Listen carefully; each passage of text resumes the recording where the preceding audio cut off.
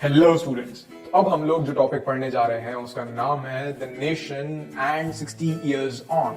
मतलब अब 60 इयर्स जो है वो नेशन को हो चुके हैं। ये किस डेट को ध्यान में रखते हुए हम बोल रहे हैं? तो 15 अगस्त 2007 को देश को आजाद हुए हुए करीब करीब 60 साल हो चुके थे।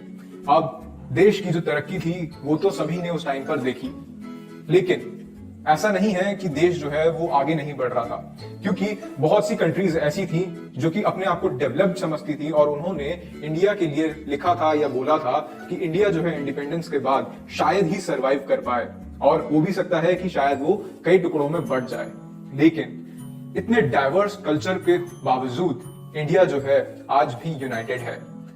Although there are people who speak different languages, follow different traditions and respect their own culture, उसके बाद भी इंडिया आज यूनाइटेड है। और इससे हमें को ये पता चलता है कि इंडिया का जो पॉलिसीज हैं बहुत सही नहीं हो सकती, लेकिन जैसी भी हैं इंडिया के लोग जो हैं उन पॉलिसीज को मानने में खुश हैं। लेकिन ये बात थोड़ी सी गलत भी है। लोगों का पॉलिसीज को मानना गलत नहीं है, लेकिन लोग पूरे पूरे खुश हैं ये मानना गलत है, क्योंकि इतने सालों के बाद भी इंडिया में आज दलित्स को हम देख सकते हैं। अनटचेबिलिटी पूरी तरीके से तो फॉलो नहीं होती है, लेकिन पूरी तरीके से खत्म भी नहीं हुई है। अब रिजर्वेशन के नाम पर बहुत से जो है वायलेंस इन लोगों को देखने पड़ते हैं।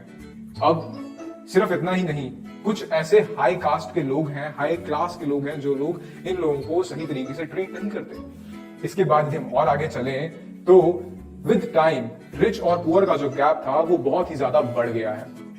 अब जो गरीब है वो बेचारे अपने एक दिन की रोटी ठीक से नसीब नहीं कर पाता है, एक दिन की रोटी ठीक से खा नहीं पाता है। और वहीं जो अमीर घर के रहने वाले लोग हैं या अमीर घर को बिलोंग करते हैं वो लोग महंगे रेस्टोरेंट में जाके खाना खाते हैं, और हर हफ्ते, कभी कभी तो हर दिन, डिपेंडिंग अपॉन देयर मूड। लेकिन क्या ये सही है? क्या इंडिया जो है उसको यही सोच के पॉलिटिकल लीडर्स ने उस टाइम पे आजाद करवाया होगा?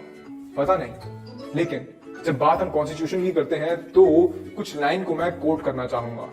The Constitution recognizes equality before the law, but in the real life, some Indians are more equal than others, judged by the standards it set itself at independence. The Republic of India has not been a great success, but it has not been a failure either.